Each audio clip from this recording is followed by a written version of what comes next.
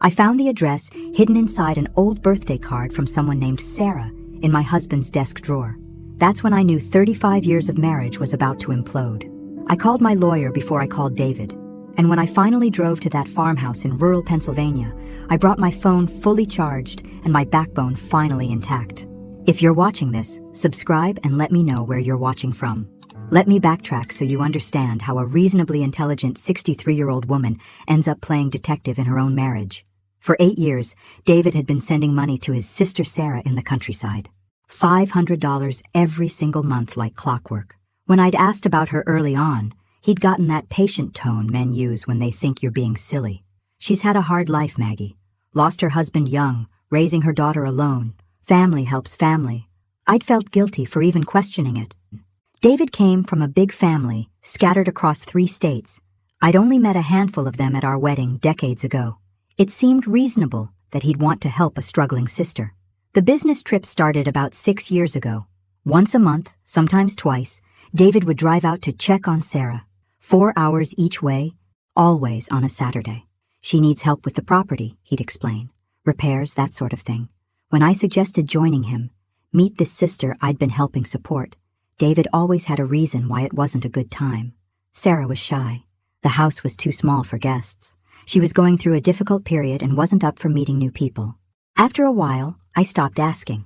How considerate of me, right? Making things easy for my husband's double life. Looking back now, I can see all the signs I deliberately ignored. The way he'd shower immediately after returning from his trips. How he kept his phone face down on the table. The smell of unfamiliar laundry detergent on his clothes occasionally. David had always handled our finances.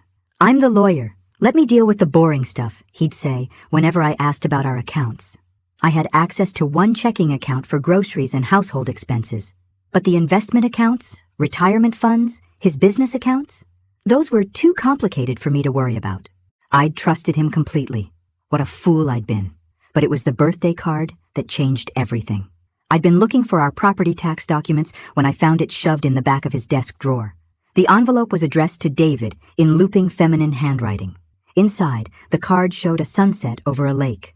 The message read, "Happy birthday to someone special. Thank you for everything you do for us. With love, Sarah and Emma." Emma. He'd never mentioned Sarah having a daughter named Emma. I photographed the return address with shaking hands, then carefully returned everything exactly as I'd found it. That night over dinner, I asked casually, "How's your sister Sarah doing?" David didn't even look up from his pot roast. "Fine, same as always." "And her daughter? What was her name again?" The brief pause was almost imperceptible. "Lisa. Her name's Lisa." He'd forgotten his own lie. I spent the next 3 days being the perfect wife while my mind raced through possibilities. Maybe Sarah had 2 daughters. Maybe I'd misread the card. Maybe there was a perfectly innocent explanation. But I'd been married long enough to know the weight of a lie. It sits differently in the air between 2 people. On Thursday morning, after David left for work, I got in my car and started driving west toward that address in rural Pennsylvania. I told myself I was being paranoid, that I'd arrived to find exactly what David had described. A struggling sister grateful for family support. The 4-hour drive gave me plenty of time to rehearse what I'd say. I'd be friendly, introduce myself as David's wife, laugh about never having met after all these years. We'd have coffee. I'd meet Emma or Lisa or whoever the daughter was. Everything would make sense. The countryside grew more remote as I drove, farms giving way to long stretches of forest. My GPS eventually directed me down a dirt road, then onto an even narrower lane. The house appeared suddenly around a bend. A small but well-maintained farmhouse with blue shutters and flower boxes under the windows. This wasn't the struggling property David had described. The lawn was manicured. Fresh paint gleamed on the porch. Apparently, poverty looks different when you're spending someone else's money. And in the driveway sat David's car. It was only 11 in the morning on a Tuesday. David was supposed to be at his office in Philadelphia reviewing contracts. Yet there was his silver Lexus, parked at an angle in the gravel driveway, as if he'd been in a hurry to get inside. I pulled my car off the narrow lane about 50 yards back, partially hidden behind an overgrown hedge. My hands trembled as I cut the engine. For several long minutes, I just sat there, staring at that cheerful blue house with its welcoming flower boxes, trying to reconcile what I was seeing with 8 years of supposed charity. The property sprawled across several acres. Behind the house, I could see a newer barn structure and what looked like a chicken coop. A wooden swing set stood in the side yard, the kind you'd spend $1,500 on from a specialty store. Not exactly the image of desperate poverty David had painted. I'd brought binoculars. Another thing I never imagined doing at 63. Sitting in my car like some private investigator from a bad movie. Through the lenses, I could see more details. Solar panels on the roof, a greenhouse attached to the barn, a late-model SUV parked beside David's Lexus. The front door opened. I held my breath. A woman emerged, young enough to be my daughter. Maybe 35 at most, with long auburn hair pulled back in a ponytail. She wore jeans and a fitted sweater that showed off a figure that definitely wasn't 63. She walked to the SUV, retrieved something from the back, then turned and smiled at someone inside the house. David appeared in the doorway. He pulled her close and kissed her. Not a brotherly peck on the cheek, a real kiss, the kind that told a story of familiarity and intimacy. My chest constricted so tightly I thought I might be having a heart attack. The binoculars slipped from my shaking hands, clattering against the steering wheel. This was no sister. Whatever David had been doing for 8 years, it had nothing to do with family charity. I watched them disappear back inside the house, his arm around her waist in a gesture of casual possession. The door closed behind them, leaving me alone with my shattered assumptions and the terrible knowledge growing in my gut. Part of me wanted to storm up that driveway, pound on that door, demand explanations. But a stronger instinct held me frozen in place. I needed to see more, understand more, before I made any moves. I'd read once that the wife is always the last to know. I'd felt smugly certain that would never be me. I'd considered myself observant, attuned to my husband's moods and patterns. Yet here I was, the cliché I'd pitied in other women. About 20 minutes later, the door opened again. This time, a little girl came running out. She looked about 7, with dark, curly hair and David's exact nose. David's nose. My vision tunneled. The little girl was carrying a baseball mitt and laughing as David chased after her, scooping her up and spinning her around. Her delighted squeals carried across the distance. The young woman stood on the porch, watching them with a smile that spoke of 1,000 similar moments. This wasn't an affair. This was a life. A whole separate life David had built while I'd been home in Philadelphia, believing in family charity and business trips. The girl wrapped her arms around David's neck. He carried her toward the barn, speaking to her with animated gestures. Everything about his body language screamed comfort, belonging, love. I'd been married to this man for 35 years. We'd raised 2 sons together. We'd buried both his parents and mine. I'd held his hand through his father's funeral and celebrated every promotion, every milestone. And apparently, for at least 8 years, I'd been sharing him with an entire other family. The implications crashed over me in waves. The money, obviously, was just the start. How many lies had he told? How many late nights at the office had been spent here? How many business conferences had been long weekends with them? My phone buzzed. A text from David. Working lunch with clients. Will be home by 6. Love you. The casualness of the lie took my breath away. Love you. As if those words meant anything when they came from a man who was, at that very moment, playing father to a child I'd never known existed. I sat in that car for 3 hours, watching David live his other life. The little girl whose name I didn't know. The woman who smiled at him with the easy familiarity of years, not months. The way he'd kneel down to tie the child's shoe, patient and attentive in a way I'd forgotten he could be. Our own sons had left home over a decade ago. Michael was in Seattle with his own family. James had moved to London for work. David had seemed content with our empty nest, never expressing any desire for grandchildren beyond polite interest when the boys called. Yet here he was, fully engaged with this child who couldn't be his granddaughter. Not unless the math made sense, and from where I sat, nothing about this situation made any sense at all. Around 2 in the afternoon, they all went back inside. I waited another agonizing 30 minutes, then made a decision. I couldn't sit in this car forever, and I needed answers more than I needed to protect myself from the truth. The walk to the front door felt like crossing a battlefield. Each step on that gravel driveway crunched too loudly in the afternoon silence. The flower boxes I'd noticed earlier were full of chrysanthemums, the kind David always said were too much work for our own garden. I raised my hand to knock, then paused. Through the window beside the door, I could see into the living room. David sat on a comfortable-looking sofa, the little girl curled against his side. He was reading to her from a large picture book, his voice carrying that gentle tone I remembered from when our boys were small. The young woman, his supposed sister Sarah, came in carrying a tray with what looked like hot chocolate and cookies. She set it down, ruffled the child's hair, and kissed the top of David's head before settling in beside them. It was such a domestic scene, so perfectly ordinary, that it felt obscene. This was someone's family, someone's normal afternoon. The problem was, David already had a family. He had me, though apparently I was the discount version he kept in the closet. I knocked before I could change my mind. The sound seemed to shatter the peaceful tableau. Through the window, I watched David's head snap up, his expression shifting from relaxed contentment to alarm in an instant. The door opened. The young woman stood there, still smiling, clearly expecting a neighbor or delivery person. Her smile faltered when she saw me, an unfamiliar older woman on her porch. "Can I help you?" Her voice was pleasant, genuinely curious. "I'm looking for Sarah," I said, surprised by how steady my voice sounded. "I'm Maggie Sullivan, David's wife." The color drained from her face. Behind her, I heard David's sharp intake of breath, followed by rapid footsteps. He appeared in the doorway, his face a mask of panic that would have been comical if it wasn't destroying my entire world. "Maggie, what are you doing here?" "I found your birthday card," I said simply. "From Sarah and Emma." The young woman, still standing frozen in front of me, made a small sound. Not Sarah, then. Her name was something else, and she just realized that the lie had unraveled. "It's not what you think," David started, which might be the most cliched sentence ever uttered by a caught man. "Really?" I kept my voice pleasant, almost conversational. Years of corporate work had taught me that the quieter you speak, the more people have to lean in to hear you. And I wanted them to hear every word. Because what I think is that for 8 years, you've been sending $500 a month to someone who isn't your sister. What I think is that you've been lying to me every single time you drove out here for your supposed charity visits.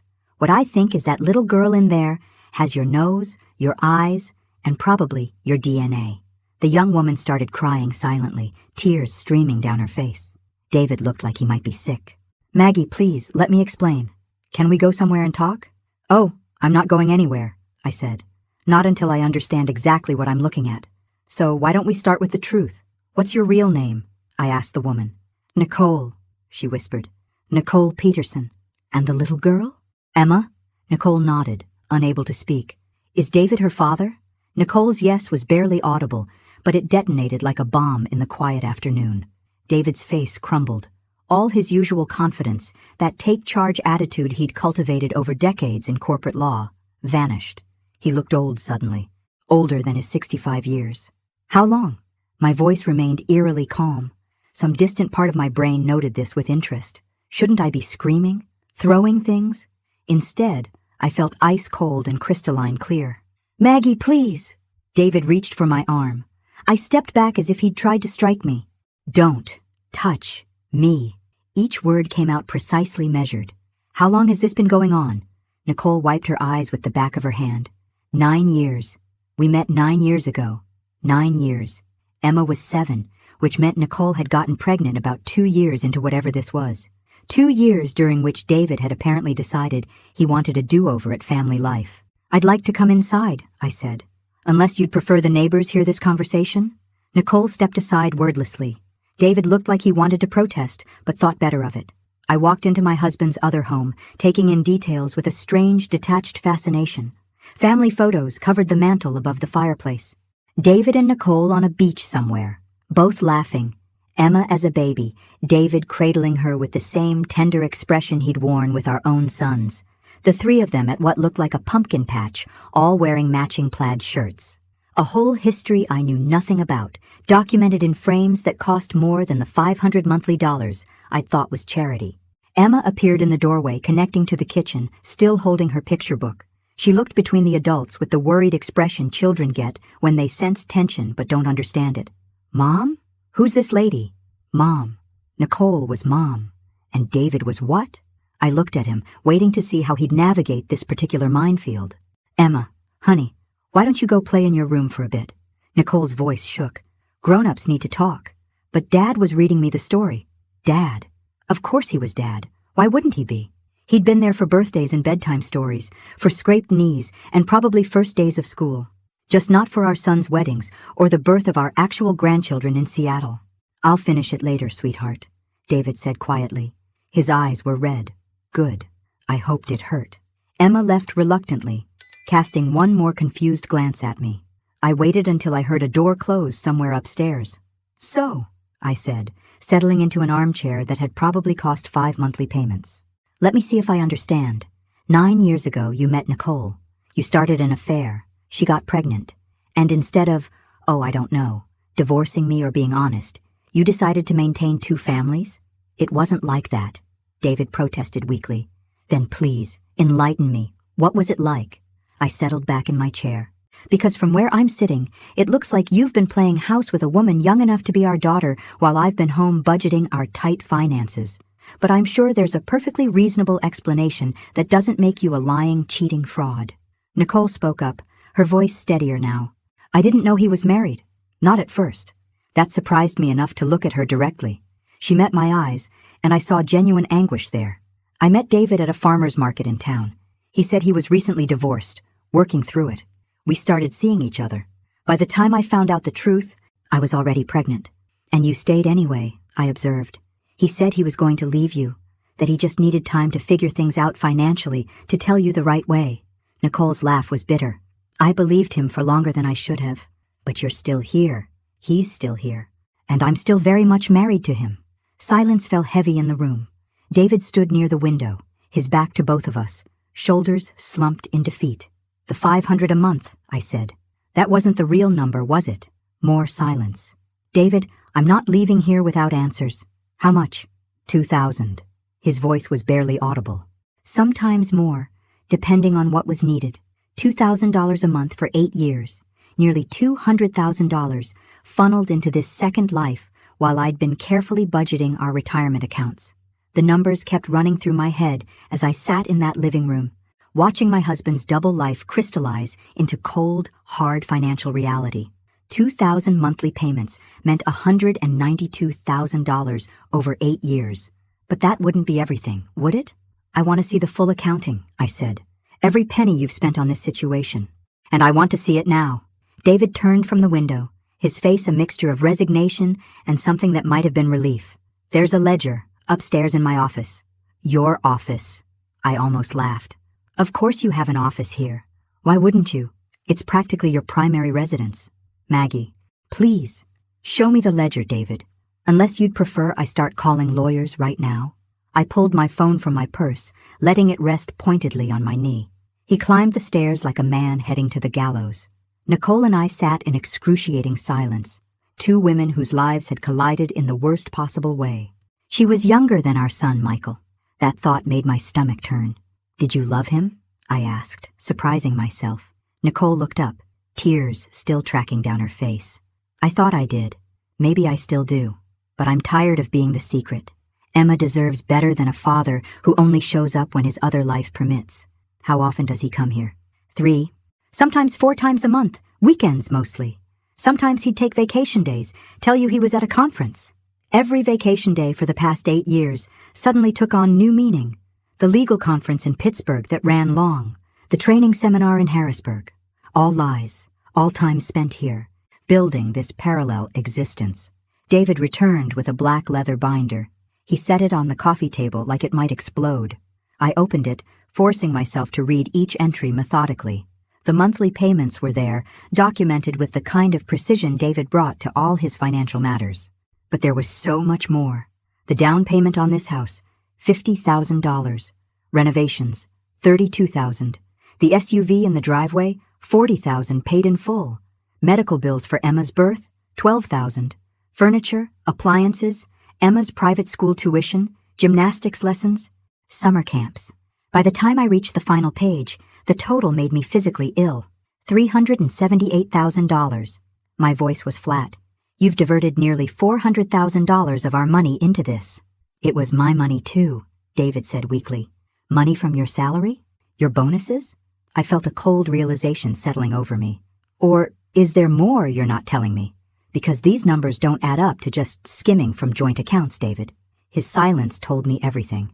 We had a joint account for household expenses, a joint retirement fund. You took out a second mortgage on our house last year. Do you remember what you told me that was for? His silence answered for him. You said it was for tax purposes, restructuring for better rates. I laughed, a harsh sound that had no humor in it. I signed those papers trusting you. My name is on that mortgage, David. My credit, my liability. Nicole's face had gone white. You took out a mortgage? The barn, David admitted. The solar panels. Emma's education fund. I wanted to make sure she had everything. With money stolen from your actual wife. Nicole's voice shook with fury. You told me that money came from your bonuses, from investments. Jesus, David. You made me complicit in stealing from her. Nobody stole anything, David protested. But even he didn't sound convinced. I closed the ledger with deliberate care. I think we're done here. For now.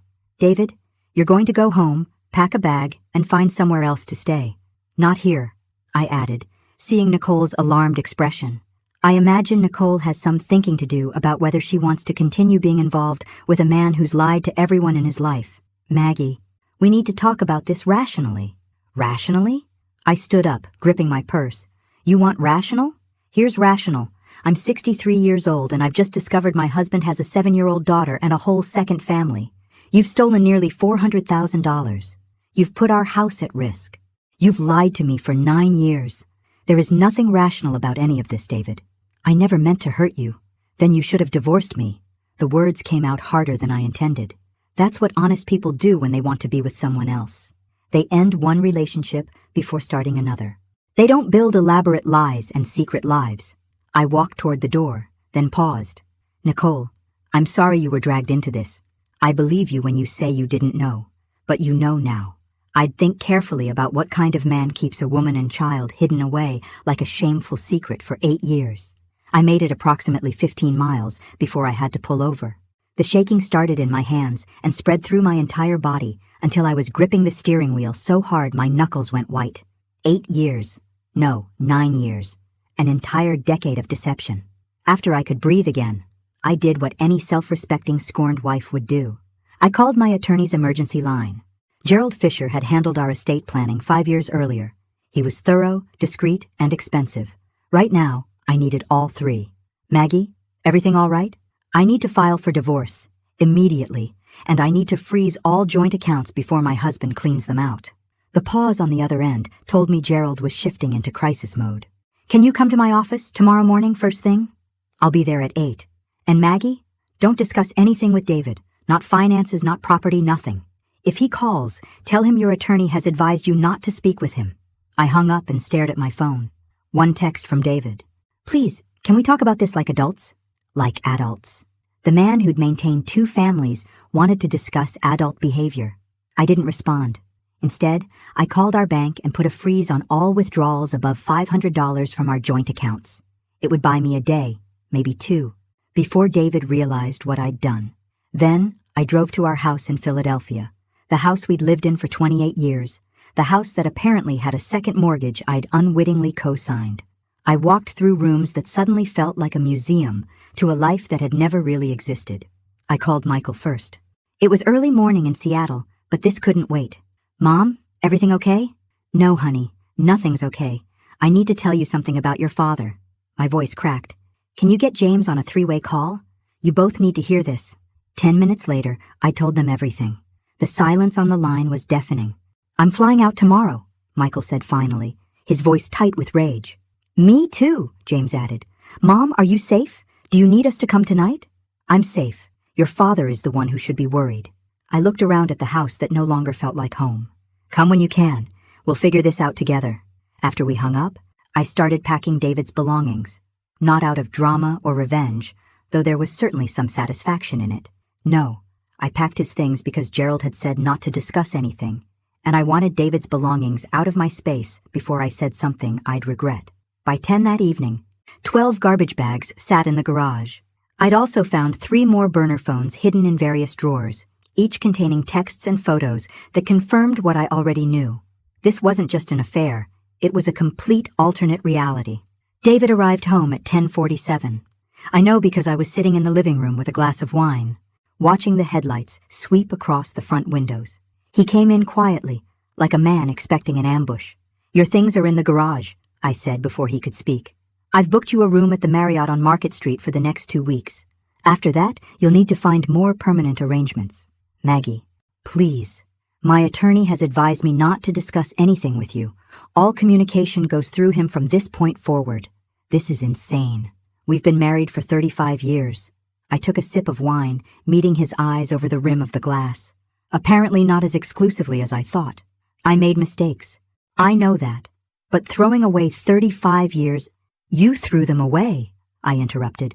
The moment you decided a secret family was more appealing than being honest with your wife. I'm just dealing with the aftermath. David slumped into the chair across from me. What do you want? Money? The house? I'll give you whatever you want. What I want is the last 9 years of my life back. Can you give me that? He had no answer. I want the trust back, the honesty, the marriage I thought I had. Can you give me any of those things? More silence. I found the burner phones, all 3 of them, the texts to Nicole, the photos of Emma's birthday parties, her school plays, her first day of 2nd grade. You were living a completely separate life, David. And the worst part? You were good at it. If I hadn't found that birthday card, how much longer would this have gone on? I don't know, he whispered. Would you have told me when Emma graduated high school? College?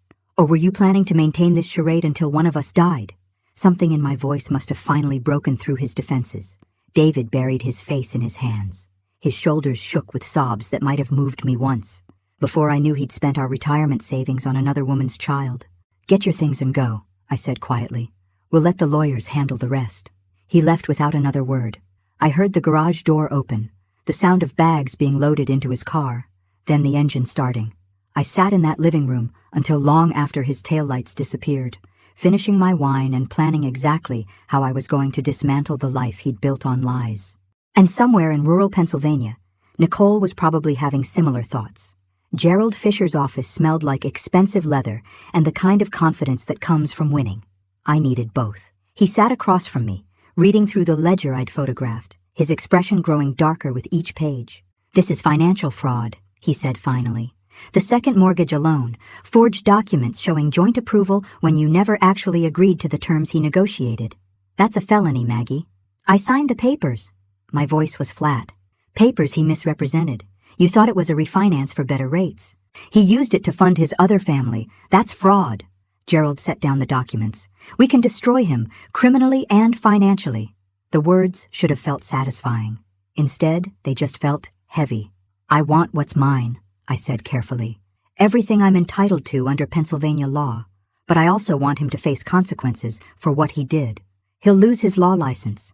The Bar Association doesn't take kindly to attorneys committing fraud, especially against their own spouses.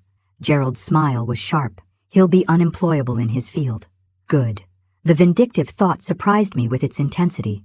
David had built his entire identity around being a successful corporate attorney. Stripping that away felt appropriate somehow. Call it karma, with a law degree. There's more, Gerald said, flipping to another section of notes. I had my investigator run some preliminary checks. Your husband's been moving money, large amounts consistently for the past 3 months. My stomach dropped. Where? Offshore accounts, Cayman Islands specifically. He's been liquidating assets, transferring funds, classic signs of someone preparing to disappear. The betrayal had layers, apparently. David wasn't just maintaining 2 families. He was planning an exit strategy. How much? So far? About $200,000. There's likely more we haven't found yet. $200,000. On top of the $400,000 already spent. David had systematically emptied our life savings while I'd been obliviously planning our retirement.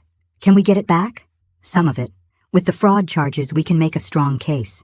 But international banking laws are tricky. We might recover 60, maybe 70% if we're lucky. I thought about the small apartment I'd probably have to move into, the retirement I'd envisioned, traveling and finally relaxing, evaporating like smoke. Meanwhile, David had been planning to vanish with our money, probably to start fresh somewhere with Nicole and Emma. File everything, I said. Criminal charges, divorce papers, asset freezes, all of it. I want him to know exactly what it feels like to have your life demolished by someone you trusted. Gerald nodded approvingly. Now you're thinking clearly. I'll have the papers ready by Friday.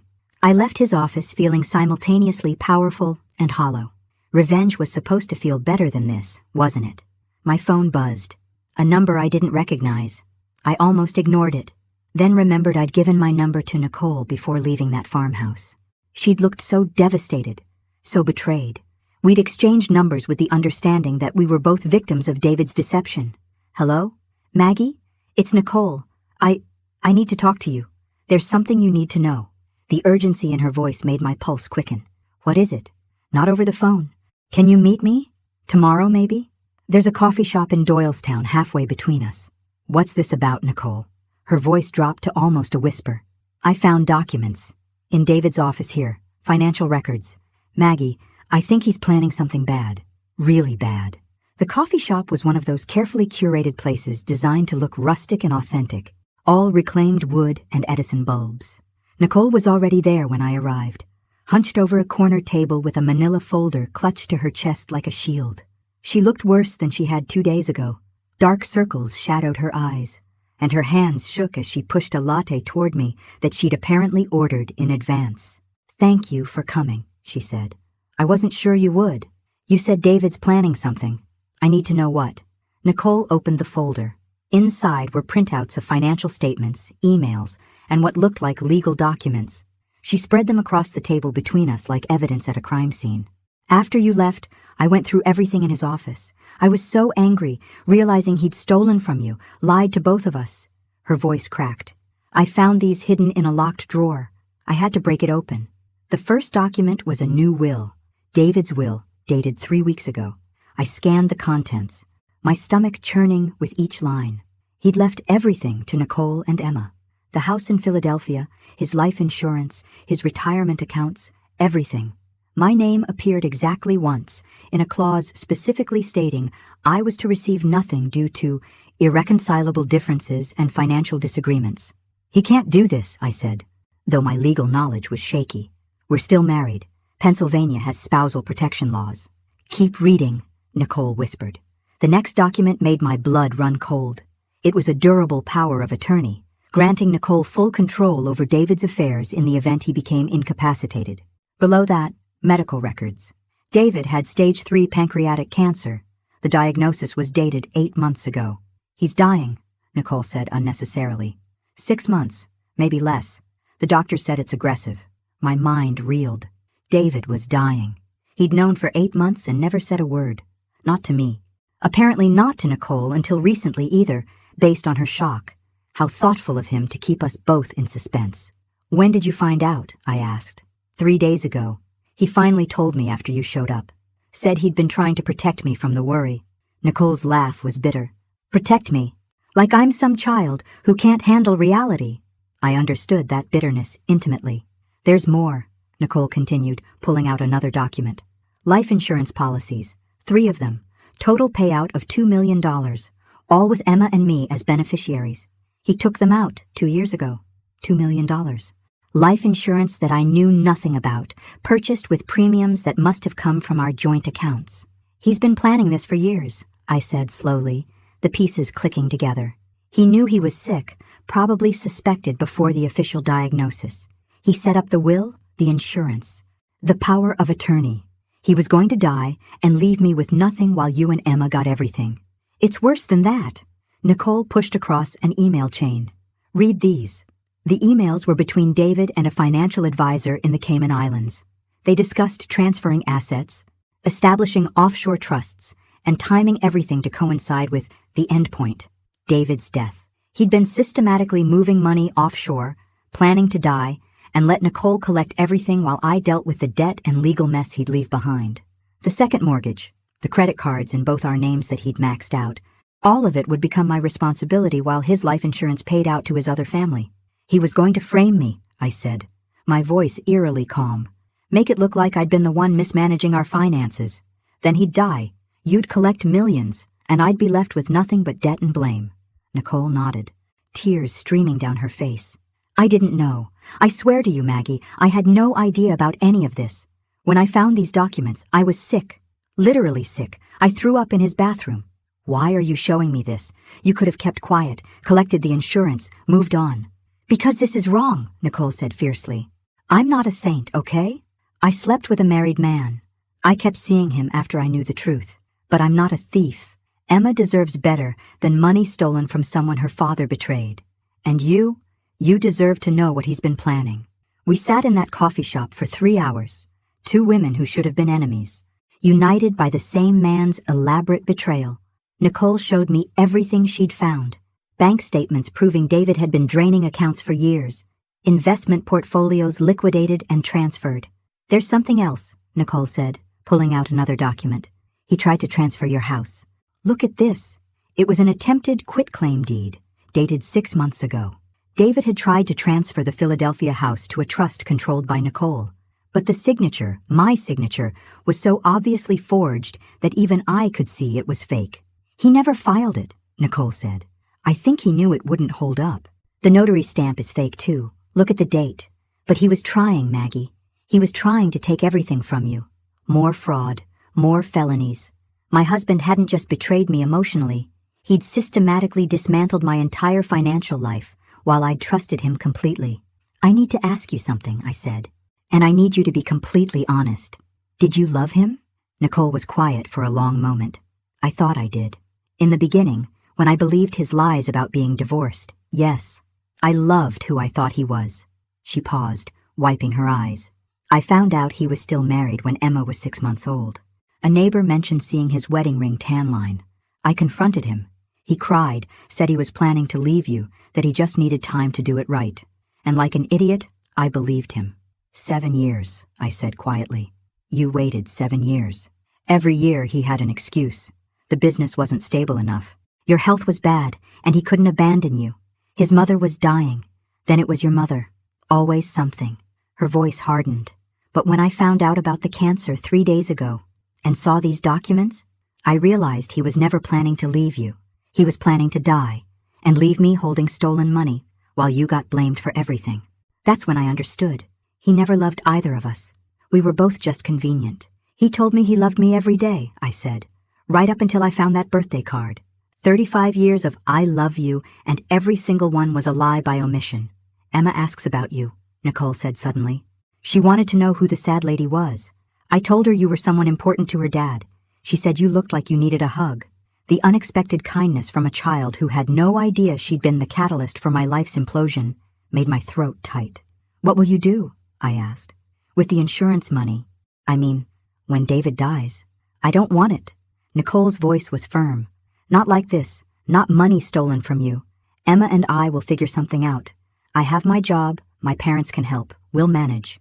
You'd give up $2 million? I'd give up $2 million stolen through fraud and forgery. Yes. Nicole met my eyes. I made mistakes, huge ones. But I'm not who David tried to make me. I'm not the kind of person who profits from someone else's suffering. An idea was forming in my mind. Dangerous, probably illegal, definitely satisfying. What if there was a way to make this right, I said slowly. Not just right. What if we could make David face everything he's done before he dies? Nicole leaned forward. What are you thinking? He's been planning his death like it's a business transaction. Neat and tidy, with you collecting his insurance while I'm left holding the bag. What if we disrupted that plan? How? I have a very good lawyer. One who's already building a criminal case against David. With these documents, we have proof of fraud, forgery, financial elder abuse. We can file charges now, before he dies. Understanding dawned on Nicole's face. If he's convicted of fraud, the insurance policies won't pay out. The clauses about illegal activity void everything. Exactly. And the offshore accounts? My lawyer can freeze those too. David planned to die a martyr, securing his daughter's future. Instead, he'll die knowing he destroyed everything he tried to protect. That's brutal, Nicole said. Then, after a pause, I'm in. What do you need from me? Testimony. Documentation. Everything you found. And Nicole? I reached across the table and squeezed her hand. Thank you. For being honest when you didn't have to be. She squeezed back. Thank you for not hating me. I wouldn't have blamed you if you did. I did. For about an hour after I left your house. Then I realized you're as much his victim as I am. He lied to both of us, made us both complicit in his schemes without our knowledge. I gathered the documents into a neat pile. But we're not victims anymore. We're witnesses. And we're going to make sure David Sullivan faces consequences for every lie he ever told. Gerald Fisher looked like Christmas had come early when I dropped the folder on his desk 3 days later. He flipped through Nicole's documents with increasing excitement, occasionally letting out soft whistles of appreciation. "This is a prosecutor's dream," he said finally. "We have him on fraud, forgery, financial elder abuse, money laundering, and insurance fraud. He'll die in prison, Maggie, even with cancer. Even if he only lives 6 months, he'll spend them behind bars." The satisfaction I'd expected still didn't materialize. Instead, I felt hollow, watching my husband's life reduced to a list of felonies. "There's something else," Gerald said, his tone shifting. "My investigator found another account, one even Nicole didn't know about." He slid a bank statement across the desk. I scanned the numbers, then stopped. Read them again, certain I'd misunderstood. "That's $3 million, I said slowly. 3.2 million to be exact. Sitting in a Bahamian bank under a corporate shell. Your husband's been siphoning money for at least a decade, Maggie." Gerald pulled out more documents. "Here's the interesting part. He inherited money from his uncle 12 years ago, remember? The one in Connecticut?" I did remember. David had said it was about $50,000, hardly worth mentioning. It was actually $800,000. He told you 50 and pocketed the rest. Then he started using his legal expertise to create offshore entities, moving money through them. A little from his bonuses, a lot from that inheritance, some from careful skimming of joint accounts over the years. He's been building this nest egg systematically. I thought about our lives. How David had always insisted we needed to be careful with money. How he'd vetoed my ideas about renovating the kitchen, taking that trip to Italy I dreamed about, helping our sons with down payments on their own homes. All while he was hiding millions in offshore accounts. Turns out we could have afforded Italy after all. We just couldn't afford David's hobby of maintaining secret families. Can we recover it? With the criminal charges and Nicole's cooperation? Yes, most of it. The courts will order repatriation as part of restitution. It'll take time, but you'll get it back. $3 million. Everything I'd sacrificed, "No, we can't afford that," David had fed me. It had all been lies. We'd been wealthy. He'd just been hiding it. "File the charges," I said. "All of them. Today." Gerald made a call. Things moved quickly after that, though not as quickly as I'd hoped. Legal processes never do. By the end of the week, federal marshals arrested David at his office. The Bar Association suspended his license pending investigation. His firm issued a terse statement about alleged improprieties and placed him on administrative leave. The preliminary hearings took 3 weeks. David's lawyer pushed for delays, citing his health. We pushed back. Gerald was relentless. I watched it on the evening news, my husband in handcuffs, doing the perp walk past cameras and reporters. He looked smaller somehow, diminished without his expensive suits and practiced confidence. Michael and James had flown in by then, sitting on either side of me as we watched their father's public humiliation. Nicole called that night. Emma saw it on TV. She's confused, asking why the police took her daddy. What did you tell her? The truth, age-appropriate version, that he made serious mistakes and has to face consequences. She cried for an hour, guilt twisted in my stomach. "I'm sorry. I never wanted to hurt Emma. I know, and honestly, she needs to learn that actions have consequences, even from people we love." Nicole paused. "There's something else. David's lawyer contacted me. He wants to make a deal." "What kind of deal?" "He'll plead guilty to everything. Agree to full restitution if we both agree not to testify at trial. He doesn't want Emma watching months of court proceedings." She took a breath. "And he's asking for house arrest with hospice care instead of prison. His doctors say he has less than 3 months now. The cancer's spreading fast. The federal prosecutor is willing to agree since he's terminal and a first-time offender, but only if we both consent." "What did you say?" "I said I needed to talk to you first. We're in this together now." I thought about Emma crying over her father's arrest, about David dying alone in a cell versus dying at home, about whether revenge required destroying him completely or if justice could be satisfied another way. "Tell his lawyer we'll consider it," I said finally. "But I want more than restitution. I want a full accounting of every lie, every dollar, every secret, written and notarized. And I want David to tell our sons the truth himself. Every bit of it." "That's fair," Nicole said. "I'll let them know." The meeting happened in Gerald's conference room 2 weeks later. David looked terrible, his cancer clearly progressing rapidly despite treatment. He'd lost at least 30 pounds. His skin had a grayish tint, and he moved like every step hurt. Part of me felt pity. The larger part remembered 3 million hidden dollars and years of calculated lies. Our sons flanked me on one side of the table. Michael and James had stayed in Philadelphia, taking family leave from their jobs. Both looked shell-shocked, alternating between rage and grief. David sat across from us, his lawyer beside him, Nicole at the far end, a silent witness to this final reckoning. "You wanted the truth," David began, his voice raspy. "Here it is, all of it." For 2 hours, he talked. About meeting Nicole at a farmer's market 9 years ago.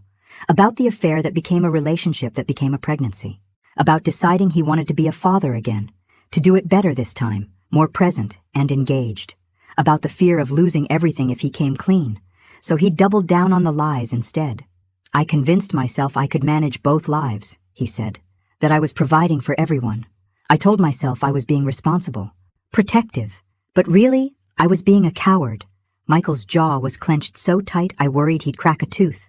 James had tears streaming silently down his face. "The money?" I prompted. David pulled out a thick document. "Every account, every transfer, every dollar. It's all here. $3.4 million total, accumulated over 12 years. I started with Uncle Harold's inheritance, $800,000 that I told you was only 50. I invested it, grew it through careful trading. Then I began moving small amounts from our accounts, from my bonuses.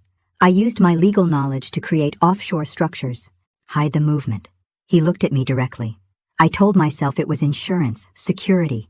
Then it became my escape fund, my freedom money. But really, it was just greed and cowardice." "You stole from your family," Michael said, his voice shaking with rage. "While James and I struggled with student loans, while Mom worked part-time at the library to help make ends meet, you were hiding millions?" "Yes." "Why?" James's question was barely a whisper. "Just tell us why." David was quiet for a long moment. When he spoke, his voice was broken. "Because I was selfish.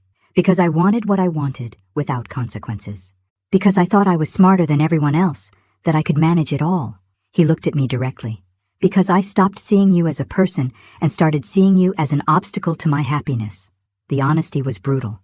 Also, 35 years too late. "I have 6 weeks," David continued. "Maybe 8 if the treatment works better than expected. I'm pleading guilty to all charges. The restitution agreement returns everything to your mother. The offshore accounts, the house, all of it. Nicole has agreed to sign over any claim to my estate. Emma shouldn't be punished," I said quietly. Everyone turned to look at me.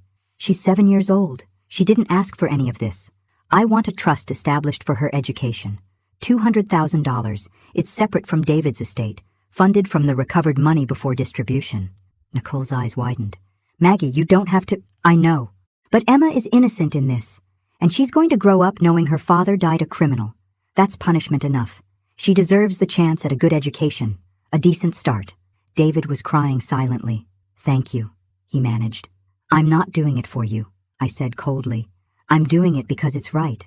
Something you never quite figured out." The meeting wrapped up shortly after. Papers were signed, notarized, filed. David would serve house arrest at a facility with hospice care. The money would be returned. Justice, of a sort, would be served. Michael and James left together, too angry to speak to their father. Nicole gathered her things and gave me one last hug. "Thank you," she whispered, "for everything." "Take care of Emma," I said. "And Nicole? Find someone who deserves you, someone honest." She nodded and left. David remained, waiting to be transported to the facility. We were alone for the first time since everything had unraveled. "I'm sorry," he said. "I know it doesn't matter now, but I am truly sorry." "You're right," I agreed. "It doesn't matter. Sorry doesn't give me back 35 years. Sorry doesn't erase the humiliation or the betrayal. Sorry is just a word, David, and you've proven that words mean nothing." I walked out of that conference room with my head high, $3 million richer and infinitely lighter without the weight of his lies. Gerald had done the math. After legal fees and restitution, I'd net about $2.8 million, enough to buy a small house somewhere warm, enough to finally take that trip to Italy, enough to help Michael and James buy homes, start the college funds for their kids that David had pretended we couldn't afford. 6 weeks later, I was in Florence when Gerald called to tell me David had died. I was standing in front of Michelangelo's David, the statue, ironically enough. I thanked Gerald for letting me know, ended the call, and went back to admiring the art. I didn't go to the funeral. Neither did Michael or James. Nicole held a small service, she told me later. Just her, Emma, and a few friends. She scattered his ashes in the woods behind the farmhouse. 18 months later, I stood on the balcony of my new apartment in San Diego, watching the sunset paint the Pacific Ocean in shades of gold and crimson. Gerald had called that morning with news that the final offshore account had been recovered. The international legal process had been long, expensive, and frustrating, but persistence paid off. My final total, $2.9 million after all legal fees, taxes, and complications. I'd used some of it to furnish this apartment. More went into trusts for my grandchildren. Michael had used his share to pay off his mortgage. James had invested his. Emma's education fund was safely managed by an independent trustee, ready for her college years. The revenge I'd imagined in those first angry days had morphed into something better. Freedom. Freedom from lies, from a man who'd seen me as an accessory rather than a partner. Freedom to finally live on my own terms. My phone buzzed. A text from Nicole, who'd become an unlikely friend. Emma started 3rd grade today. Sent you a photo. The photo showed a smiling little girl with a backpack almost as big as she was. She had David's nose and Nicole's eyes, and absolutely none of the blame for the chaos her existence had caused. I texted back a heart emoji and a message of congratulations. Then I poured myself a glass of wine, turned on some jazz, and watched the sun sink into the Pacific. Somewhere, David was gone. His lies were exposed. His carefully constructed dual life had collapsed into truth. And me? I was finally, completely, gloriously free. The sunset was beautiful. The wine was excellent.